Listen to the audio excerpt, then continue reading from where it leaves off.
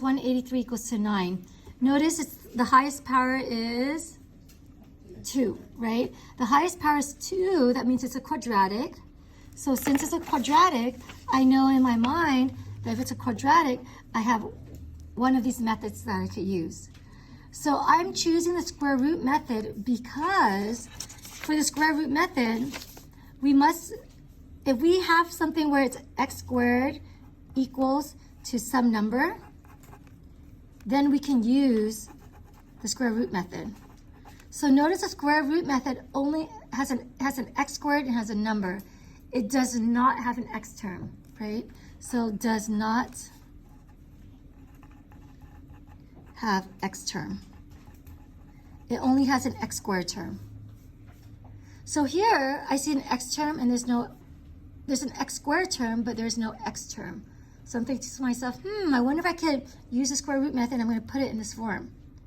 So what I'm going to do now is, how do I get this to look like that? What do I need to do first? Get rid of the 183. Right, get rid of 183, and how do I get rid of that? Add it to 9. Right, I'm going to add 183 to both sides, right? So again, the beauty of math, that you can move things around. Poof, that becomes 0. I get 3x squared is equal to, what's 183 plus 9? 192, right? Okay, now I have a 3 sitting in the front. I have a coefficient of x squared. How do I get rid of a coefficient? Divide by 3, right? If you divide by the coefficient, poof, that becomes a 1. X squared is equal to 192 divided by 3. Can I simplify that?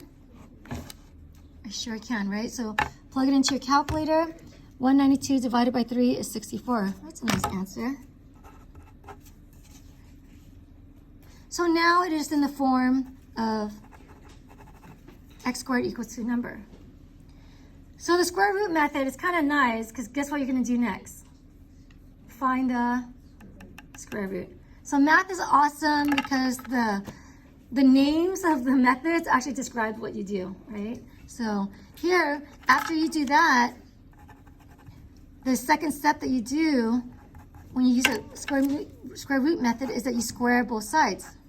You square root both sides. And the reason why you square root both sides is, what's the square root of x squared? Just x. So when you square root both sides, you get x, right? So here, I'm going to square root both sides. Right? If I square root both sides, this just becomes an x equals to, what's the square root of 64? 8. So the reason why it's 8 is because 8 times 8 gives you 64, right? What other number multiplied by itself gives you 64? Negative 8. So a negative 8 and a positive 8 gives you 64. So one key thing you need to remember is whenever you take the square root of both sides, you must put a plus or minus sign. So x is going to equal to the plus or minus sign of the square root of whatever number you have, right?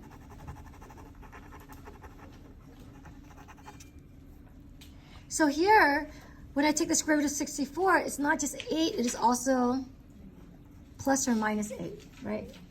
So, or you could write it as x equals to 8, comma, x equals to negative 8. When they put a plus or minus, that means it's covering the positive and the negative. And that becomes your answer.